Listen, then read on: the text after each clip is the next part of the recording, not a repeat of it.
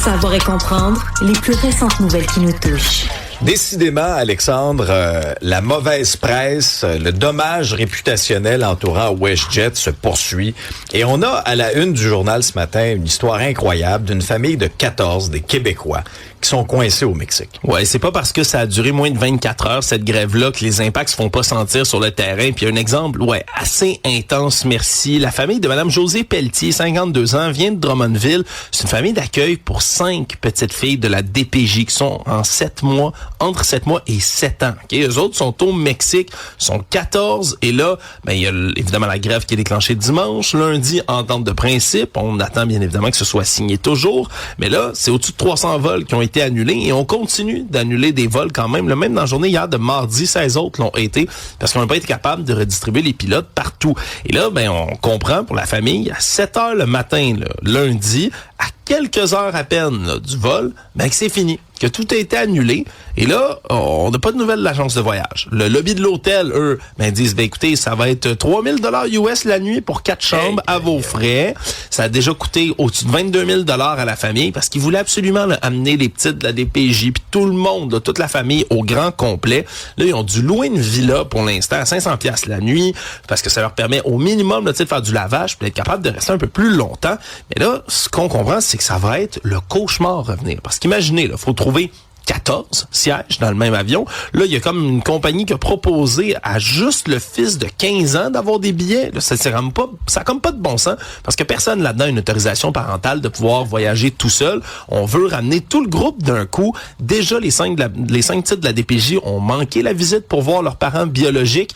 Et ça crée tout un cauchemar là, pour cette famille-là. L'histoire que tu viens de nous décrire représente vraiment bien le foutu bordel qui a lieu présentement dans le cadre de ce conflit de travail-là qui n'aura peut-être pas duré très longtemps, mais les effets, bien sûr, de tous ces vols annulés, on va les ressentir encore plusieurs jours.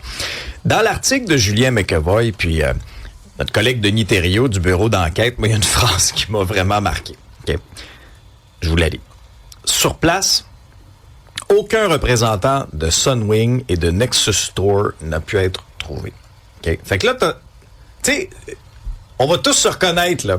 On arrive sur place dans un tout inclus, là. C'est une des premières choses qu'ils nous disent, là, c'est « Hey, demain matin, réunion avec le représentant X, tu sais, de votre compagnie, là.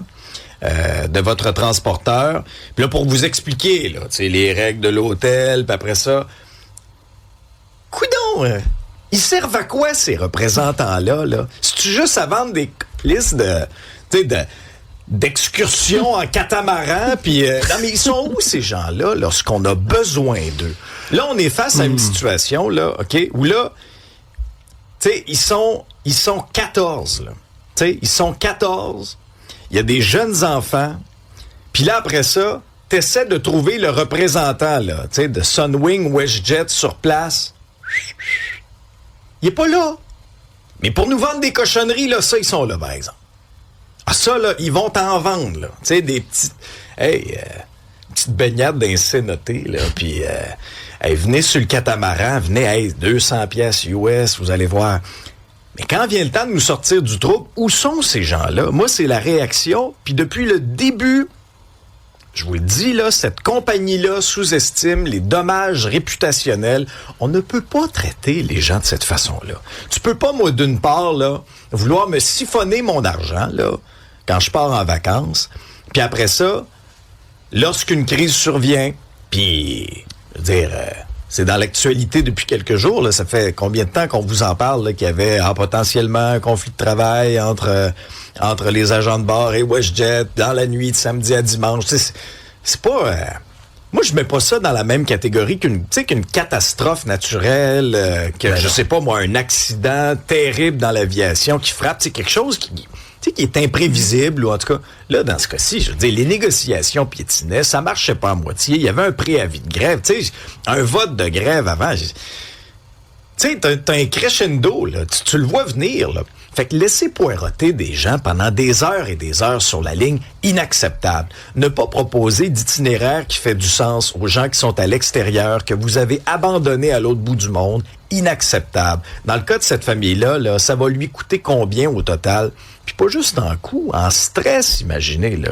Mais à la suite de ça, faut se tenir debout. Tu sais, quand tu parles de dommages réputationnels, après, faut pas, dès qu'on a l'occasion, retourner avec cette compagnie aérienne. Des fois, on a la mémoire courte. Beaucoup. T'as entièrement raison. Alors, moi, j'ai bien hâte de voir, là, de quelle façon, parce que souvent, on le voit, là, tu sais, quand une histoire fait la une du journal, ou quand on vous en parle le matin à la radio, puis à la télé, souvent, c'est drôle, là, comme par magie.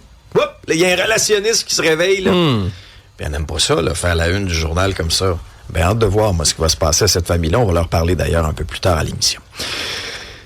Il y a des enfants qui ont été oubliés par leurs animateurs de camp de jour à la piscine. Ouais, c'est venu me chercher beaucoup, je vous avoue, comme ancien animateur, moniteur de camp, d'essayer de comprendre comment la logistique a pu se faire là, au sein du camp de jour, Centre culturel, social, éducatif, le CCSE Maisonneuve, dans lequel il y a plusieurs centaines de jeunes qui évoluent. Et là, c'est les parents d'une jeune fille, Elia, 7 ans, qui l'ont retirée littéralement du camp de jour depuis vendredi dernier. On se dirigeait à la piscine Maisonneuve du parc Francine-Léger, où ils vont très souvent ce camp de jour-là avec les jeunes. Et là, semble-t-il qu'on a oublié la petite Elia toute seule, en maillot de bain, pas loin de la piscine. On a comme pas pris présence, puis on a sacré notre camp du côté de l'animateur, dépendamment de la version qu'on raconte. Et là, il y aurait même eu un homme qui est resté presque une vingtaine de minutes à jaser avec la jeune fille, avant finalement qu'il y ait des sauveteurs-sauveteuses sur place qui décident de ramener la petite vers les moniteurs de camp qui seraient comme revenus à ce moment-là. Ce qu'on confirme du côté du camp, pour l'instant, c'est une rupture de supervision. C'est ce qu'on dit. Ils me font tellement rire, les boss, des fois. On dirait qu'ils écrivent leur ligne avec ChatGPT. La rupture de supervision. Une rupture de supervision. Mais non, vous l'avez échappé. Il y a personne qui a jamais dit ça dans l'histoire des camps de jour. De supervision. Mais comment c'est possible? Parce que quand t'as des enfants à ta charge, t'en as tant à superviser, t'es tout le temps avec eux autres. Je comprends pas comment ça se peut, une rupture de supervision. Ça m'est jamais arrivé. Oui, eux disent que le moniteur était à une quinzaine de mètres à l'extérieur. Tu peux pas faire ça. Surtout quand il y a de l'eau, je comprends qu'il y a des gens qui sont affiliés à la sécurité à la piscine, t'as des sauveteurs, sauveteuses, mais ça va jamais remplacer la supervision du camp de jour. Tu es à la charge des gens qui sont au camp. La vie des jeunes dans tes mains. Mais ce qui est pire, c'est un incident comme ça, regarde, ça peut arriver. Souvent, t'as des animateurs qui sont plus jeunes. Je veux pas les excuser, là. Mais c'est parce que c'est la deuxième fois que ça arrive déjà cet été. Est-ce que la formation est suffisante? Oui, parce que là, dans le seul mois de juillet, il y avait un des parents, il y a un garçon qui était oublié à la même piscine municipale au début du mois. Là, on avait assuré dans un courriel en disant non, ça ne se reproduira plus jamais. Dans le même mois, ça réarrive. Là. Et les parents, justement, de ce petit garçon-là de 8 ans, avaient rien dit jusqu'ici en se disant, bon, regarde, ça va se régler. Mais non, ils ont vu la nouvelle histoire et ont décidé d'aller de l'avant de leur côté. Là, on assure que les décomptes se font à partir désormais du nom de la liste des enfants. Mais c'était pas déjà fait, ça? Il me semble que c'est comme la base de n'importe quel camp de jour, de prendre tes présences comme il faut. C'est comme inquiétant ce que tu viens de nous décrire là, parce que je veux dire, les parents leur confient ce qu'ils ont de plus précieux dans la vie, leurs enfants. Alors, une rupture de supervision, puis on fait pas la liste de présence. Puis je questionne la formation. Au début, techniquement, tu es supposé d'avoir 2 semaines de formation pour connaître tout ça, pour comprendre les enjeux de la vie des kids dans tes mains. T'as raison, il y a une pénurie aussi de jeunes dans les camps de jour. On manque de moniteurs, on manque d'animateurs. Est-ce que ça pourrait avoir rapport avec tout ça? Est-ce qu'on embauche des jeunes sans bien les former justement parce qu'on manque de bras? Peut-être. La question se pose. Alexandre, on a des nouveaux chiffres en ce qui concerne les cas de cyclosporose, là. Et parallèlement à tout ça, puis ça a fait les manchettes, puis c'est sûr que là, cette année, les chiffres sont très élevés, mais ça se reflète aussi sur nos producteurs de laitue québécois qui ont vu leur vente notamment drastiquement diminuer cet été. Ouais, comme double mauvaise nouvelle là, ici au Québec. Parce que d'un côté, il y a eu une augmentation assez significative là, du parasite intestinal qui fait des ravages en ce moment aux États-Unis. La cyclosporose qui est causée par le cyclospore, là, qui est justement une espèce de petit parasite là, minuscule qui grandit, le cyclospora, dans notre ventre. Ça fait en sorte que des gens ont une diarrhée liquide abondante. Je suis désolé si vous prenez votre déjeuner en ce moment, pendant des semaines des semaines de temps. Vous passez pas des belles vacances, en résumé. Non, exactement. Vous passez pas des belles vacances. On est rendu au-dessus de 220 cas ici au Québec. Même. 223 très exactement en date du 1er août. Ça a doublé en seulement un mois. Par contre, On dit, regarde, il n'y a pas de cas aux soins intensifs, 5 hospitalisations seulement. À date, ça se passe bien. Puis surtout, c'est qu'on associe les cas ici au Québec en très grande majorité à des expositions au Mexique. C'est des voyageurs qui se seraient rendus là-bas et qui, ont consommé fruits, légumes, qui ont été en contact avec ce parasite-là et l'ont ramené ici au Québec. Mais le problème, comme tu le dis, Alex, c'est que nos agriculteurs ici de laitue ont bien de la misère là, à passer leur stock. Puis surtout, c'est une belle année, là, semble-t-il. Là. Il y a beaucoup de soleil, puis il y a beaucoup d'eau également là, en alternance, qui est très, très bon pour la cultivation de laitue. Le problème, c'est que là, les stocks se passent pas. On a une baisse d'à peu près 10% des ventes de laitue un peu partout. C'est pas un produit qu'on peut garder longtemps non plus. Ils sont victimes un peu de cette mauvaise presse-là, parce qu'aux États-Unis, c'était lié là, très directement aux emballages de laitue d'une compagnie américaine, justement, qui cultivait d'ailleurs au Mexique. Fait que là, on doit détruire des inventaires de laitue parce que ça se garde pas assez longtemps. On doit baisser les prix de manière drastique du côté de nos cultivateurs parce que sinon, les stocks vont pas passer en épicerie. Là. Pensez-y, une caisse, là, par exemple, de 24 laitues iceberg, on est à 22 $, on l'a descendu à 13 $. Fait qu'on perd vraiment des marges de prix qui seraient intéressantes habituellement pour les compagnies québécoises.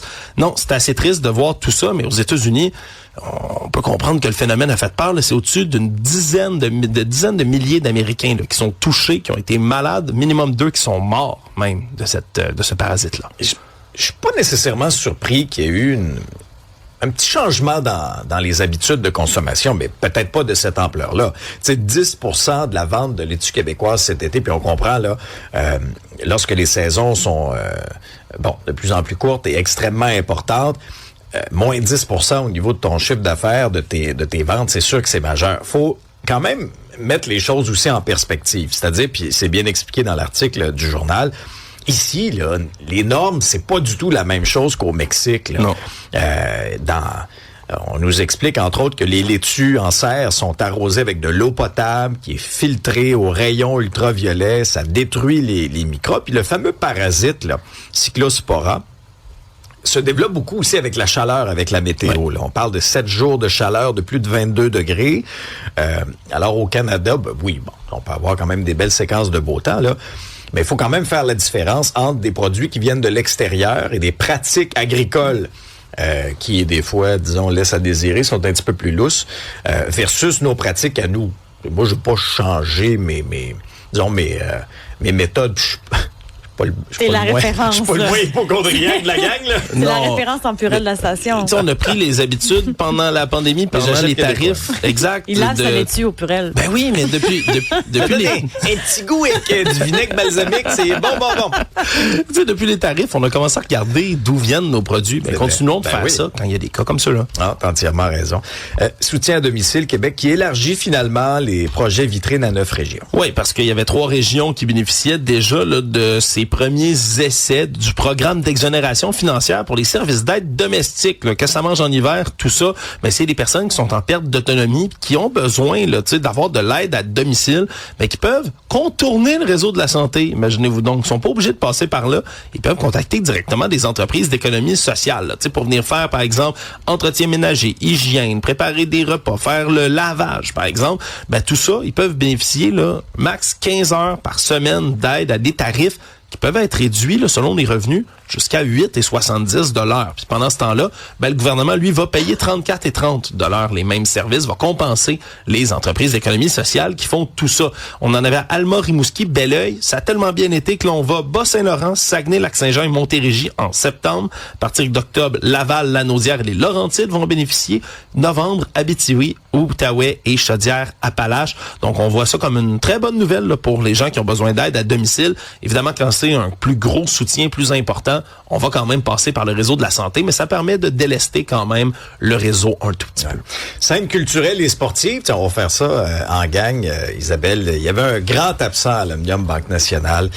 C'est le grand Marc Messier. Marc Messier qui était un passionné de tennis. Il nous a quittés malheureusement un peu plus tôt cet été, mais on lui a rendu hommage. Je trouvais ça beau de prendre ce temps-là, décédé. Il nous a quittés à 78 ans, puis encore aujourd'hui, on dirait que ça nous secoue, mais de le voir hier, où il y avait cet hommage, ce moment de silence qui a été fait, ça vaut la peine d'en écouter un bout, mais je trouve que ça a été fait avec classe. Prendre quelques minutes afin de rendre hommage à l'acteur québécois Marc Messier, qui nous a malheureusement quittés le 7 juillet dernier.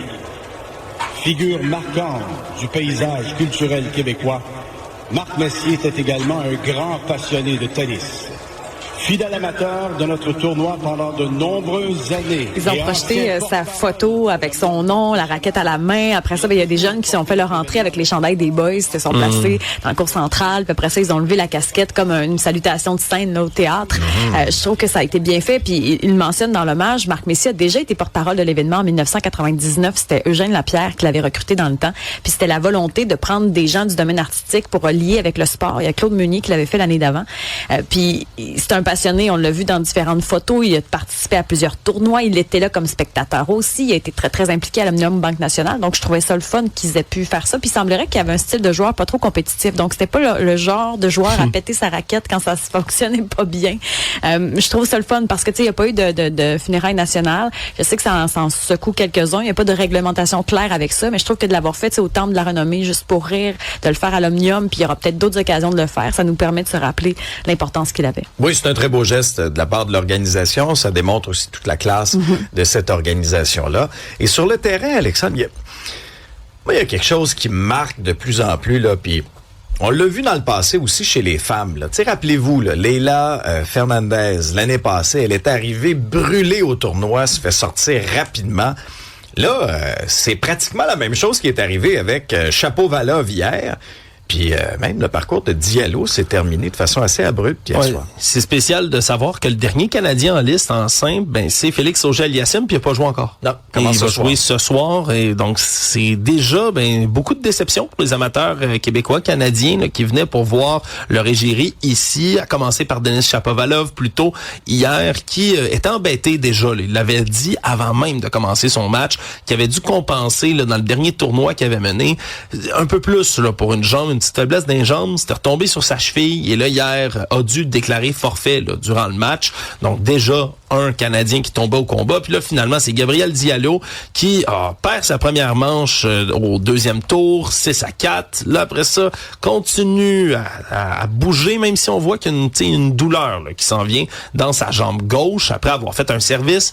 Et là de temps en temps on le voit se plier, faire des grimaces, demander de l'aide sur le côté pour finalement décider d'abandonner là, en larmes complètement. La foule lui a fait quand même là, une chaleureuse ovation, l'a applaudi, mais moi je trouvais que c'était une scène déchirante, là, le voir en larmes, ce grand gaillard-là de 6 pieds 8, les larmes qui écoulent dans le visage, lui qui, évidemment, là, est même du coin du stade lui-même, qui n'a pas pu poursuivre son parcours, ça lui a fait énormément de peine, puis beaucoup de peine, j'imagine, au public réuni sur place. Ben oui, je comprends, mais moi ça me surprend toujours un peu.